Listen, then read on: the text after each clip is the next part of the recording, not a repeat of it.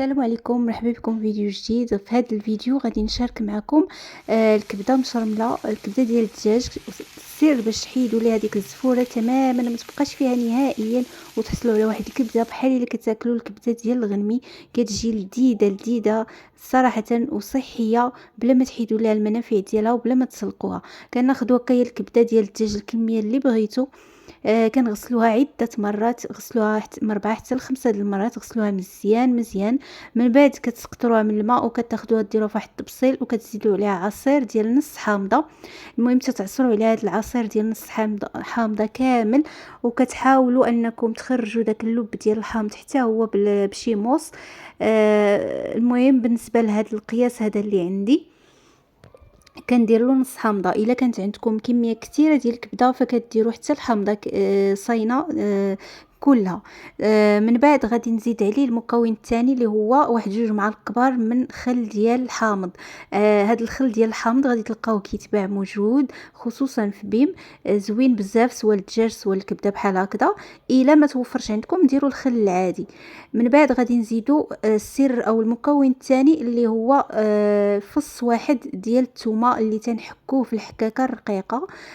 غادي نحكوه بالقشره ديالو كطلع الفوق وداك اللب تيهبط لتحت.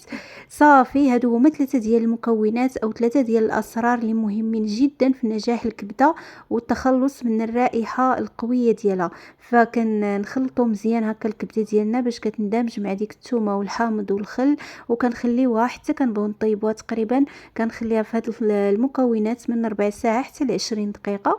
المهم غير باللي ما وجدت المكونات الاخرى فاش غادي نطيبها. بلا ما نوصيكم بما انه الحال دابا سخون فاحتفظوا بها في الثلاجه.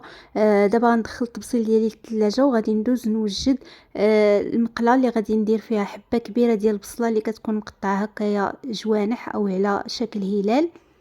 كنقطعوها بشكل طولي وكتكون رقيقه. حبه وحده كبيره ديال البصله زائد 2 حبات ديال الفلفله، وحده حمراء وخضراء اللي كيتقطعوا حتى هما بشكل طولي. وكنزيدوا عليهم واحد شويه ديال الملحه، وغادي نضيفوا واحد نص كاس او كاس ديال اتاي زيت الزيتون اللي كتكون غالبه على زيت الروميه، اولا كديروا مقدقد الا ما توفرش كديروا غير زيت الروميه.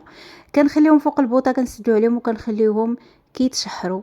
مره كنحركوهم بواحد المعلقه وكنعاودوا نغطيو عليهم ونخليو هاد البصله وهاد الفلفله حتى كتدبل وكتبدا تطيح، ماشي كتحمر بزاف غير كتبدا تنزل. صافي كنجبدوا الكبده ديالنا من الثلاجه وكنجيبوا واحد المقص اولا كنقطعوها بواحد السكين اللي كيكون ماضي فوق واحد القطاعه. كنقطعوها بشكل طولي قطع اللي كيكونوا كبيبرين شويه، ما تقطعوش صغيره بزاف باش كتجي في الحطه ديالها زوينه. وهنايا كنقطعوها كيف كتشوفوا معايا. بهذه الطريقه راه ما كتبقاش فيها ريحه الزفوره نهائيا. تبعوا معايا الطريقه من الاول حتى الاخر، لاني من بعد مني غادي نقطعها غادي نديروا واحد القضيه اللي مهمه جدا باش كنزيدوا نتاكدوا ان ديك الزفوره ما بقاتش فيها نهائيا، وغادي تجينا واحد الكبده اللي لذيذه وغنستمتعوا بالاكل ديالها.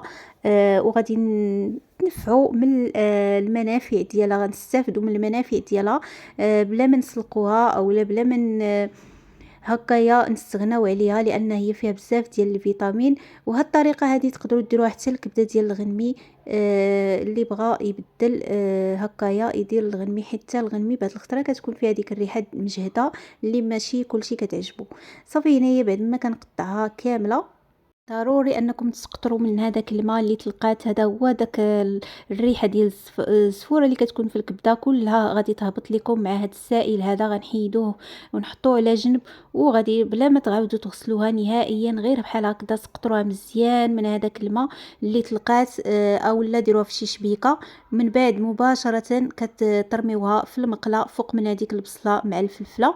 غير كنحطوها في المقله فحنايا غادي نحركوا واحد شويه بالمعلقه، ومن بعد غادي نزيدوا ليها التوابل اللي حتى هما مهمين جدا وكيلعبوا دور كبير في نجاح هذه الوصفه هذه.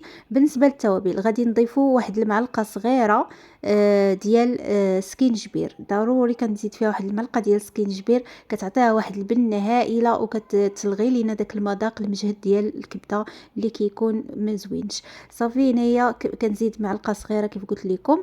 من بعد كنزيدو واحد 4 معلقه صغيره ديال البزار، وكنزيدو معلقه صغيره عامره ديال الكمون. الكمون اللي كيزيدها واحد اللذه، واحد الريحه زوينه بزاف. شويه ديال الملحه حيت درنا الملحه في الاول، وجوج معالق كبار ديال القزبور والمعدنوس مقردين رقاق، ومعلقه صغيره ديال الهريسه او الصلصه الحاره. صافي هادو هما المكونات اللي كنزيد عليها، وكنحرك مزيان الكبده ديالي بالمعلقه. وكنغطيو عليها من الفوق مره اخرى باش كتشد راسها. ما تكثرش عليها التحراك في الاول بزاف باش ما تفرتتش حتى كتشد راسها. ملي كتشد راسها مزيان عاد كنحلو كنعاودو نحركو شويه. صار بالنسبه لهاد الكبده هذه فهي كتجي بحال المشويه، بحال الكبده مشويه، مقليه على حقها وطريقها. كتجي فيها واحد النسمه، واحد المذاق، واحد الطيبه وصحيه وزوينه بزاف.